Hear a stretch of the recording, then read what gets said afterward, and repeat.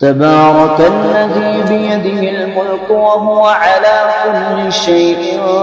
قدير الذي خلق الموت والحياة ليبلوكم أيكم أحسن عملا وهو العزيز الغفور الذي خلق 7 سماوات طباقا ما ترى في خلق الرحمن من تفاوت فارجع البصر هل ترى من فطور ثم ارجع البصر كرتين ينقلب إليك البصر خاسئا وهو حسير ولقد زينا السماء الدنيا بمصابيح وجعلناها رجوما للشياطين وأعتدنا لهم عذاب السعير وللذين كفروا بربهم عذاب جهنم وبئس المصير إذا ألقوا فيها سمعوا لها شهيقا وهي تفور تكاد تميز من الغيظ كلما ألقي فيها فوج سألهم خزنتها ألم يأتكم نظير قالوا بلى قد جاءنا نذير فكذبنا وقلنا ما نزل الله من شيء إن أنتم إلا في ضلال كبير وقالوا لو كنا نسمع أو نعقل ما كنا في أصحاب السعير فاعترفوا بذنبهم فسحقا لأصحاب السعير إن الذين يخشون ربهم بالغيب لهم مغفرة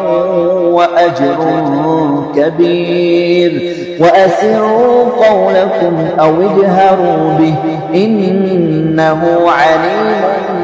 بذات الصدور ألا يعلم من خلق وهو اللطيف الخبير هو الذي جعل لكم الأرض ظلولا فامشوا في مناكبها وكلوا من رزقه وإليه النشور أأمنتم من في السماء أن يخسف بكم الأرض فإذا هي تمور أم أمنتم من في السماء أن يرسل عليكم حاصبا فستعلمون كيف نظير ولقد كذب الذين من قبلهم فكيف كان نكير أولم يروا إلى الطير فوقهم صافات ويقبض ما يمسكهن إلا الرحمن إنه بكل شيء بصير أمن هذا الذي هو جند لكم ينصركم من دون الرحمن إن الكافرون إلا في غرور أمن هذا الذي يرزقكم إن أمسك رزقه بل لجوا في عتو ونفور أفمن يمشي مكبا على وجهه أهدى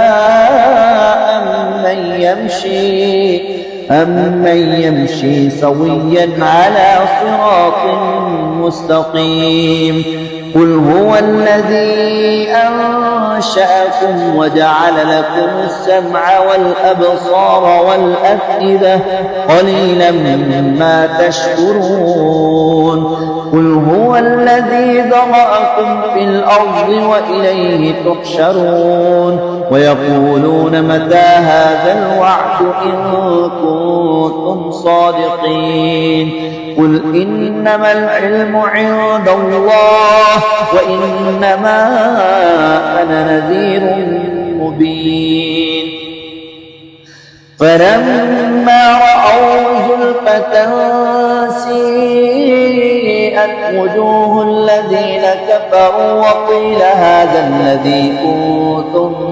به تدعون قل أرأيتم إن أهلكني الله ومن معي أو رحمنا فمن يجير الكافرين من عذاب أليم قل هو الرحمن آمنا به وعليه توكلنا فستعلمون من هو في ضلال مبين قل أرأيتم إن أصبح ماؤكم غورا فمن يأتيكم بماء معين